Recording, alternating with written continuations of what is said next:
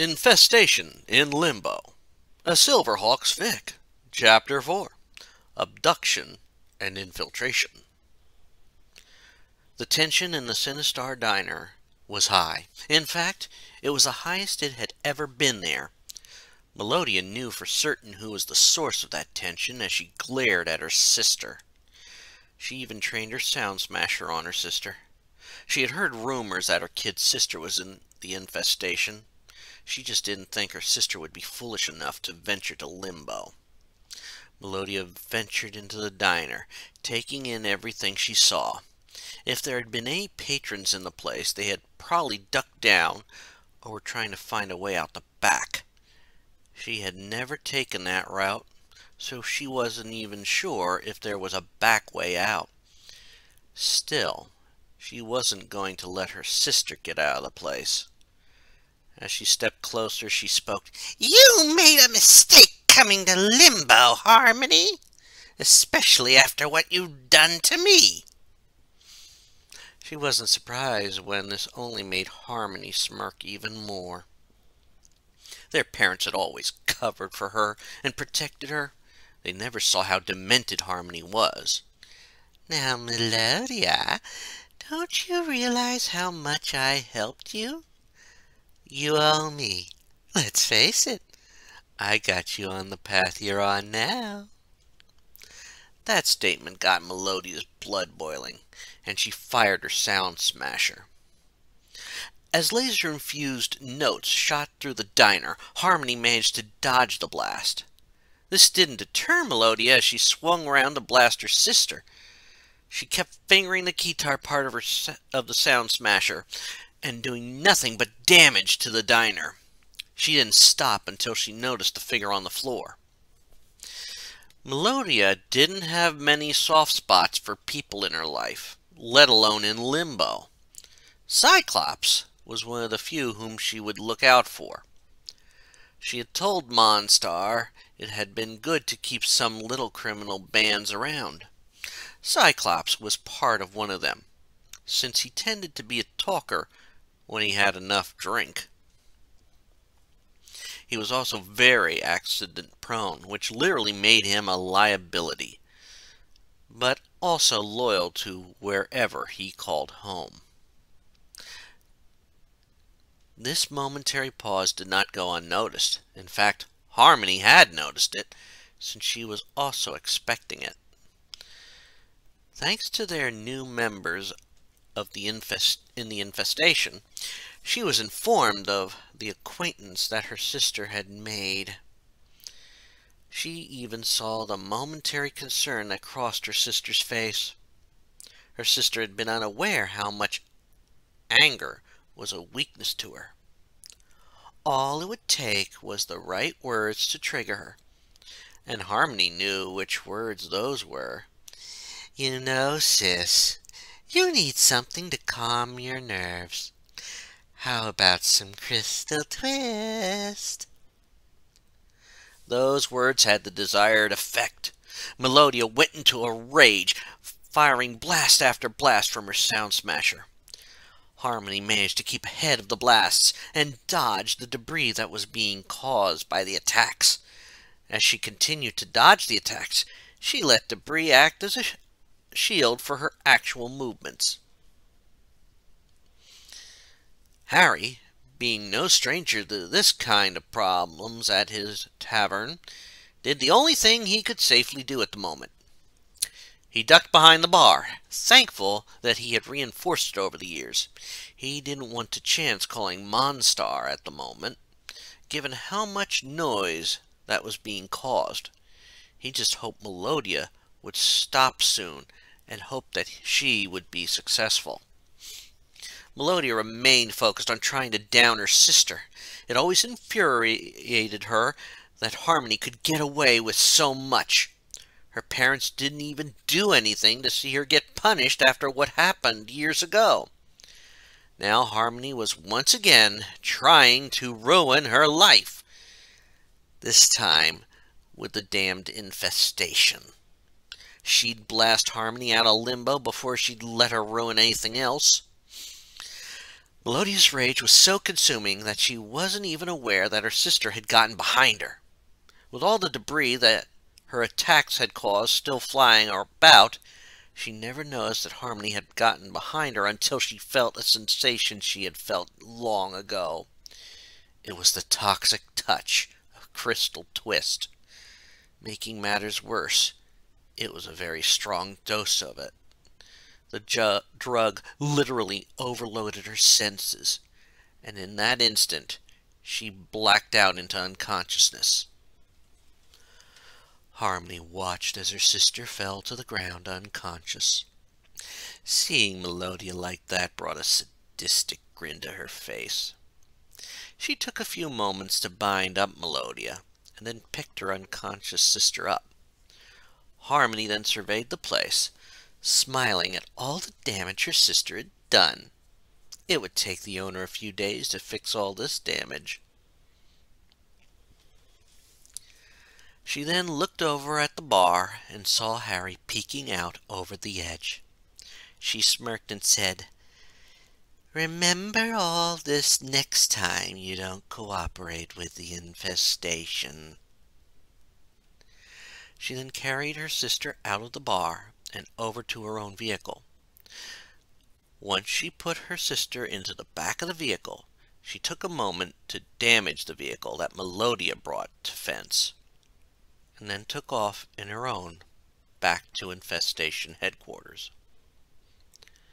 Harry quickly got up after Harmony had left and surveyed the damage to his place. It would take some time to fix everything, and some money. He then gave a call to get help for Cyclops. This wasn't the first time he had to do it, but it wasn't uncommon. He then called Monstar, knowing he had to inform the mob boss of what had happened. He knew it wasn't going to be well received, especially since he didn't know where the infestation had their base. At Hawkhaven, Condor had been going through some of the case books that he had collected over the years. He had been thankful that he had never had to cross paths with the group, at least as a solo detective. He was thankful that he knew about one detective who had crossed paths with them. He only found out about the guy when he first crossed paths with the Rattler. Once he found what he was looking for, he left his quarters and made his way up to Command Central. As he headed up, he hoped the contact information was still good. It had been years since he talked with that particular individual, and anything could have happened in that time. He just had to hope they were still around. Once he was up in Command Central, he saw everyone turn towards him. He held up the notebook he had the information in and said, "Found it. You want me to make the call, Gaze?" Commander Stargazer, who had been out of his office at that moment, responded to the question. "Probably best since you know the guy. Besides, anyone who has managed to cross paths with this group and survived is the best place to start." Condor, knowing his old friend, figured that would be the answer, but protocol was best given the serious nature the infestation threat was. He went over to the comms unit and placed the call. As he did so, he felt all the other Silverhawks gathering around him. Part of him wanted them to step back, but another part of him figured it wouldn't matter too much. He would be doing most of the talking. After a few moments of ringing, the screen came to life, and an image of another cybernetically enhanced human appeared. This figure's visage appeared clean-shaven, but the whole left side of his face was a metal plating of various types. It still didn't deter the grin that crossed the man's face as he responded. "Condor, how's life in the Strata sector?" Condor let out a chuckle and responded to the question.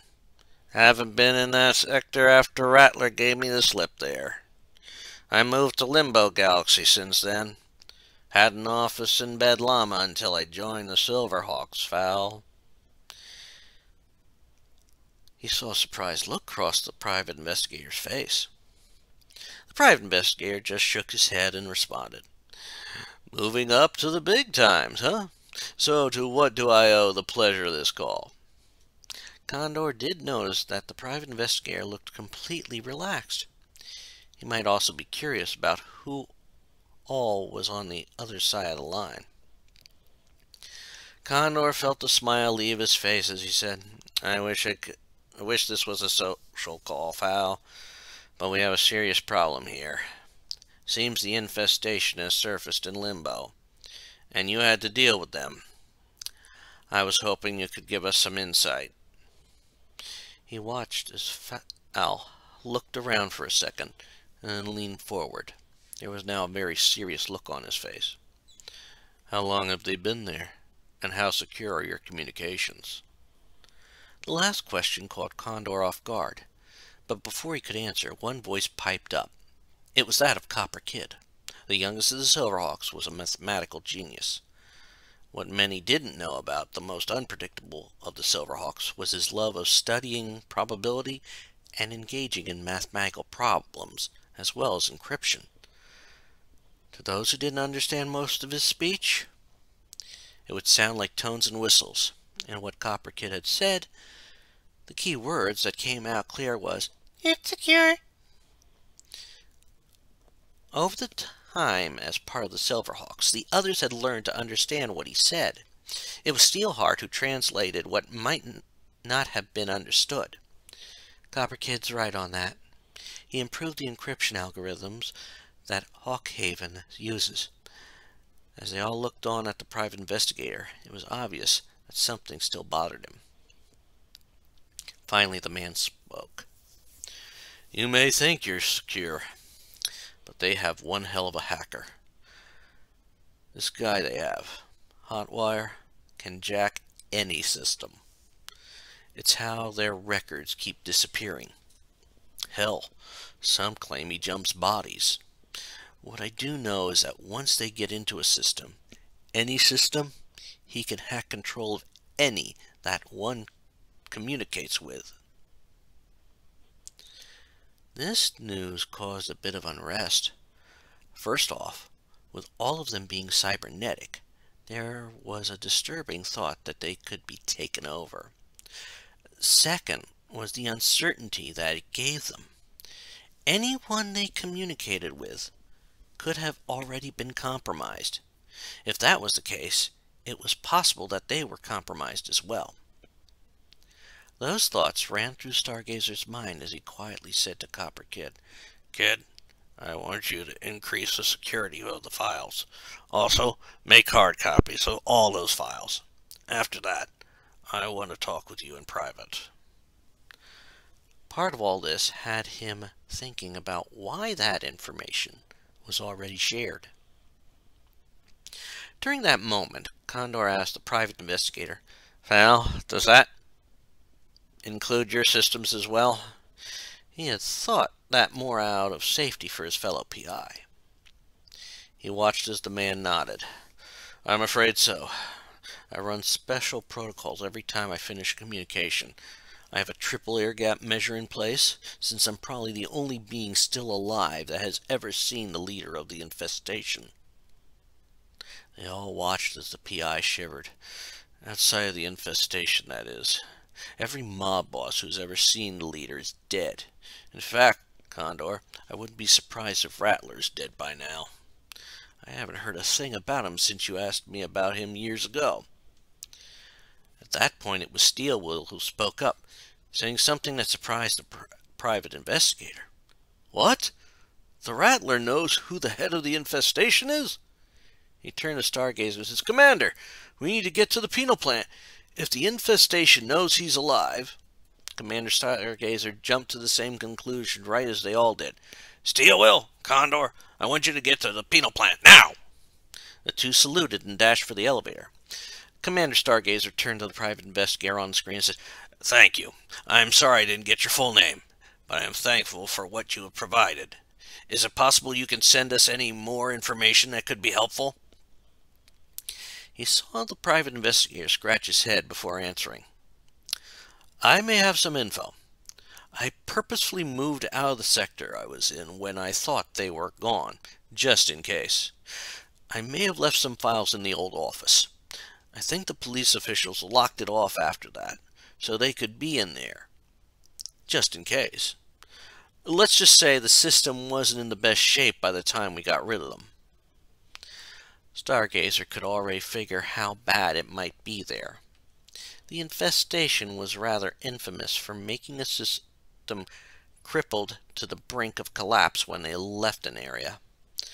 That was something he was going to avoid at all costs in Limbo. He then nodded and said, "All right, we'll get back to you on that then." He then shut off the communications, already considering all sorts of options. As the communications ended, the private investigator stood up and grabbed his cloak. That conversation had been very informative. He then stepped out of his private office and into the command center of Infestation operations. As he did so, he saw Hotwire busy working on all the information gathering methods. It would only be a matter of time before they had every system in Limbo in their pockets. He then walked over to the console in the room that allowed him to speak to all his operatives. Before he spoke, he heard Hotwire say, "Hawkhaven has some very tricky systems. Since I returned, my systems have only managed to get through to basic info. Just name and rank of personnel. I'm still working on accessing the cases and more about the individual members." He placed a hand on Hotwire's shoulder and said, "Keep working, and put all your skills and tools into it. They have a damned mime on their team. Some sort of mathematical genius. Probably has it encrypted in various ways. How's our access of the mob systems?" He was pleased when Hotwire gave a more positive answer. "We've gotten into their systems quicker than others, thanks to Monstar's own network of informants. The fool doesn't even have serious encryption on his systems. I've already seen the impact our casino has on his holdings at the Starship Casino." That made the leader of the infestation smile. "Good. The Silverhawks were the tougher one. But now that they've talked directly to me, our access should get clearer. That fool of a private investigator, Condor, reached out and contacted me. He's clueless about me. Just thinks I was some lucky private investigator." He laughed with that and then moved over to the console. "By the way, the time has come to finally take care of one serious loose end. The Rattler." As he moved to the communications console, he heard Hotwire respond to that revelation. "The only criminal to ever see your face, oppose us, and live? If they get info from him, we could be in trouble." He nodded, but he had managed to find out the criminal's exact location. He pushed the button that opened a private communications between him and one of his agents on the penal planet, and said, "I have a mission for you. I have no doubt that the Silverhawks are on their way to talk to the Rattler. Make sure that snake is silenced before they arrive." He then made sure to send some doctored files to the source as a cover. They had such documents ready for this type of occasion. in this case, a faked prisoner transfer to solitary. It didn't need a name on it, but he had one set up for that as well. Once that was done, he was about to order the base be moved, but Harmony had arrived with a trussed-up Melodia. It was a sight that made him smile. He had sent her out on the very mission to get Melodia here, as well as securing funds on Fence. He had wanted her for a specific purpose for when they got to Limbo. He walked over to Harmony and her quarry. It was good he had gotten his cloak on. He didn't need Melodia to see his face. At least not yet. As he approached them, Harmony smiled and said, "Mission accomplished, boss. Melodia is here for her new job." Those words started their captive on a tirade. "You've made a big mistake. The second Monstar hears of this, he's really going to come down on you." He then watched as she struggled in her bonds, but he knew she couldn't break them. Harmony had done a lot of recruiting of females for the infestation. He placed one hand under Melodia's chin and held it firmly. Now, Melody. Is that any way to treat the people who are about to give you a chance at your dream?" He saw a look of anger cross her face again as he said that. It was obvious to him that she hated hearing her real name, but also the dream. He knew not many knew her past, and he knew it because Harmony had told him. He then turned to look at Harmony and said, "Take her to the twisting chamber. It may take some time until she's complacent to working for us." He saw two different looks on the two ladies' faces. On Harmony's face, he saw a look of evil delight, knowing she was going to enjoy breaking her sister. On Melodia's face, he saw a look of complete horror and fear. In fact, it was the kind of fear that shocked Melodia into complete silence. As Harmony nodded and drug her still in shock sister away, the leader of the infestation walked through the command center and through another hallway. This hallway led from the operations center of his criminal organization to the office of the casino vessel that was the cover for the group. As he neared the secret door, he noticed the signal that his pit boss was in the office. That was good, since it was time to prep for a move. The pit boss of the casino was not surprised when the door opened. Given the events that were now in motion, he had calculated that this would be coming. When his boss came through, he straightened his short suit that was decked out in numbers from various systems and said, "Time for us to move, sir." He watched as his boss nodded. "Let me guess. You figured it was time for that already, Statmaster?" The pit boss nodded, making the head that was the size of his body look almost comical to anyone who didn't know him better. "How soon will we be able to move?" Statmaster brought up a feed on the casino part. "I purposely announced that we had to shut down to do a check of all systems, as well as move the casino due to an incoming storm. The majority of the patrons were upset, and the diehards are still at some machines. I'll have some of the goons go through to get them out in quarter hours. Should be ready in an hour." The leader of the infestation made a sound of approval. Very good. We will be moving into a position closer to the Starship Casino, but still far enough away that they can't detect us. Also, if it speeds things up, remotely tweak the games in our favor.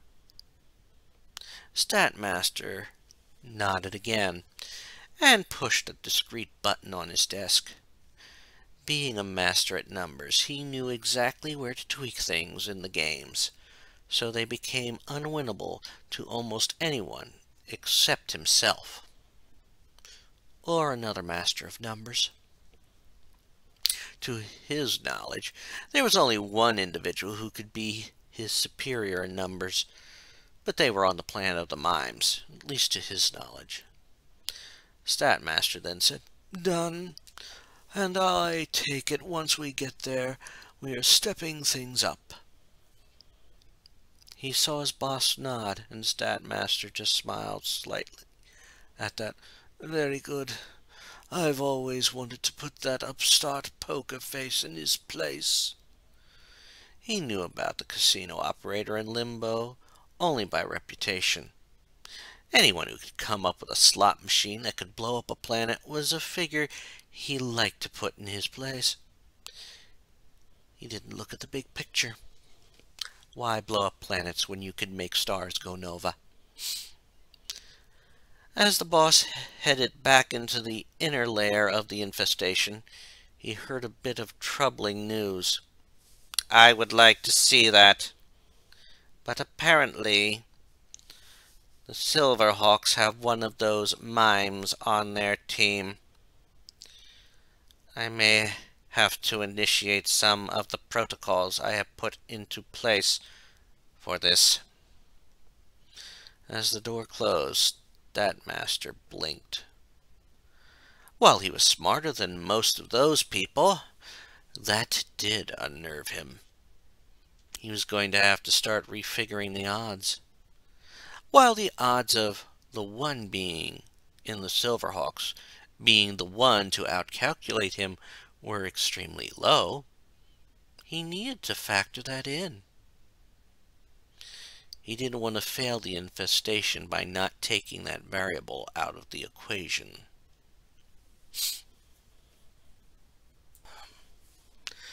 While in his office on the penal planet, unaware of what was happening so far, Warden Lockup had been looking over paperwork regarding any new arrivals expected at Penal Planet 10. He wasn't thrilled that none of the mob were among the incoming arrivals, but then again, it did mean that any of Monstar's lackeys that were there were still there. At least he didn't have to worry about a prison break or any other troubles. He had maintained a tight ship that made sure such events didn't happen a majority of the time. He could handle the occasional breakout that was successful. It was part of the risks that came with prisons. He was broken out of his thoughts when a communication came through. He glanced at the screen and saw the insignia of the Silverhawks. They were one of the best crime-fighting organizations he knew of. They also wouldn't be calling unless it was very important. He answered the call, staying professional as always. "Penal Planet X, Warden Lockup here. How can I help you, Silverhawks?" To his surprise, the images of both Condor and Steelwheel appeared on his screen. Due to their background, he figured that they were actually in the midst of transport to the penal plant. When Condor spoke, however, his words worried him. "Warden Lockup, we need to speak with the Rattler, and we need to make sure he is safe." The way Condor said those last words made it obvious to him that they thought the criminal might be in danger.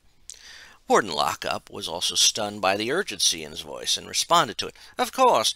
Is this about one of his crimes? Because if it is, I can place extra guards at his cell." He was stunned when Steelwheel responded.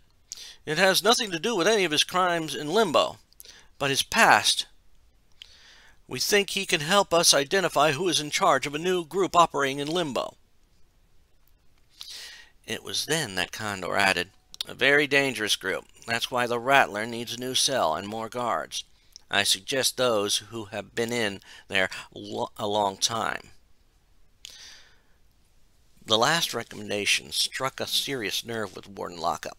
It seemed to suggest that there might be something going on that he was unaware of. He responded with controlled anger, remaining calm but showing he was insulted by that last statement. Sergeant Steelwill, I will have you know that all of my guards are the best. They also have no ties to any criminal organizations operating anywhere. To his own horror, what Condor said shook him. Under normal circumstances, I am sure that is true. However, the group that would be targeting Rattler is the Infestation. He had heard of the Infestation and even the chaos they had caused on some other penal planets. Visions of a mass breakout or planet-sized explosion ran through his mind. Anything like that could cause havoc in Limbo Galaxy. While Monstar's mob was a problem, they had never gone to such an extreme. Yes, Monstar did go to some, but even the mob boss didn't like the idea of destroying Limbo. When those visions stopped, Warden Lockup nodded and responded to the request. All right, I'll have guards move him to a higher security cell, after I have them bring him up to an interview room. After that, he turned off the communications console in his office and went to process the orders. While Warden Lockup was doing all that, one guard was already approaching the cell that had the Rattler in it. He was with another guard, but that one was under the impression that they were there to do a task. The guard had made sure no messages could get down, since he had gotten in there as one of the Infestation's agents. He hadn't gotten the full list of all the prisoners, but he had been contacted by his boss about the Rattler being there. He had his job, and he was going to get it done before anyone was the wiser and anyone could get info. As he and the other guards approached the Rattler cell, he said to the guard, Just got orders from the warden. Rattler's being moved to solitary. Apparently, he's been plotting something, and one of the other prisoners decided to gain some favor. He watched as the other guard nodded and responded that, Doesn't surprise me. Some of the penal plants in other galaxies have a reformation program. I doubt that'll work here, especially with the mob running about. The first guard nodded. Not that he thought the mob would be a problem. They would probably be the perfect scapegoat for what he was about to do. It's hard to believe they wouldn't have left the Rattler alive so long. He did try to muscle in on their territory, didn't he? The second guard shrugged and then said, Maybe it has something to do with Yes Man being related to him. That was something the guard didn't know, but he factored that into how things were going to work out. It could cause some division in the mob, helping the Infestation take over things quicker. As those two guards approached the Rattler's cell, two groups were arriving at the penal planet. The first was that of Condor and Steelwill, who were going through the proper channels to enter the place. While it was slightly time-consuming, the two were hopeful that the Rattler was being moved to a more secure area. The other group, however, was Yes Man, being driven to the area by Hardware. Hardware had put together a jamming frequency that would at least keep them undetected as they neared the place. He was always making adjustments to keep up the mob's element of surprise. As he was nearing the penal plant, he looked back at Yes Man and said, Do you know which cell he's in? Hardware stayed calm when he heard Yes Man's response. Of course I do, Hardware. I've come out to check from time to time. While Monstar could be strict about the mob is your family rule, he didn't think Yes Man would be a wimp about keeping tabs on the Rattler. He just nodded and said, All right. Just point me to the spot, and I'll get you in close enough to talk to him. We need his info if we want a better chance at stopping the infestation before they can really initiate a mob war. He had heard rumors about some mob wars that were held with that group, and it always started when the infestation had gotten too entrenched in an area. They had even turned members of those areas' mobs against their leaders. It actually made Hardware thankful for the Silverhawks, since they were actually good at keeping things in check. While they made life hard for the mob, they also kept other factions from getting too powerful. As Yes Man directed them to the spot, the two guards had arrived at the Rattler's cell. As the one working for the infestation opened the cell, the other one said, "All right, Rattler, you're getting moved to solitary. Come out quietly and don't cause any trouble." The Rattler, a former mob boss in another area of the universe, found this surprising. Knowing he didn't have much of a gang now, and knowing that Condor was in the Silverhawks here, he had decided to bide his time until he could figure out a good escape plan. He didn't get to be a boss by being foolish. Thus, the news of being put in solitary was a surprise to him. What do you mean, solitary? What have I done to deserve this? The guard, who was standing by the cell door, just let out a short laugh. "You don't know? Did you think your plans went unnoticed?" That made the Rattler puzzled, and the guard started to realize that something wasn't right. This wasn't a faked, puzzled look. This was a genuine puzzled look. He had learned to tell the difference thanks to his long time working at the Penal Planet. This was also why that guard had a surprised look on his face when he got shot in the back. A shot that killed him. Rattler glanced at the guard, puzzled about the action. He hadn't tried to turn one of the guards to his side, but it was possible that maybe one of the guards had heard of his past. He thought about the likelihood of this guard wanting to help him, and then said, "And why exactly are you doing this? Trying to get me out of here?" To his own horror, the remaining guard, one of those robotic ones, just aimed his weapon at him and said, "No, I'm just tying up some loose ends for the infestation." Rattler backed up when he heard those words. The infestation had ruined his own group, leaving him a solo criminal. Before he had fled, he had managed to find out who their leader was. He could never use the information, since who would have believed him on that? The infestation guard smiled and pulled out a signal device that all the guards carried. He pushed the button, causing all the sirens to go off. He then called out over the communicator, "We have a guard down in Sector 8. Possible breakout in progress in Sector 8. He then turned off the communicator and smiled at the Rattler. With everyone running to another sector, he would be able to finish his task. It was at that moment, just before the alarm started going off, that Condor and Steelwool had been speaking with Warden Lockup. They had just finished going through the entrance procedure, and Warden Lockup was explaining it all. As you requested, I had 2 guards move the Rattler to a more secure area. How long do you suspect the infestation has been in Limbo?" Condor answered the question with a grimace in his voice. "That's a tough one to call, Warden.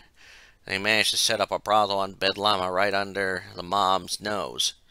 From what we found out, it had a notable clientele. I'd say a couple of months. Before any more could be said, the alarm had gone off, causing everyone to start rushing to the area of the alert. This caused a momentary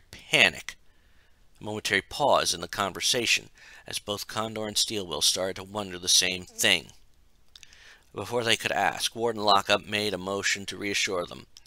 "That's on the other side of the planet. There is no way this is linked to the Rattler." Condor wasn't calmed by this. In fact, he was more on alert than expected, and started to run off in the direction opposite all the others. As he did so, Steelwell realized the reason and looked at Warden Lockup before saying, "Which would be the perfect cover for making an attempt on the Rattler. Send everyone else to the other side and take out the target without being observed." He rushed off, catching up with Condor in no time.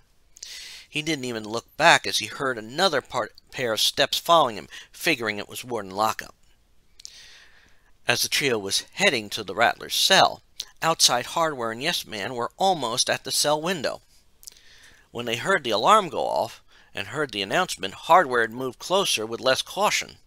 Whatever was happening in the penal plant was on the other side. Once he was close enough, Hardware said to Yes Man, "All right, Yes Man. I'm not sure how long we'll have, so get the information as quickly as you can."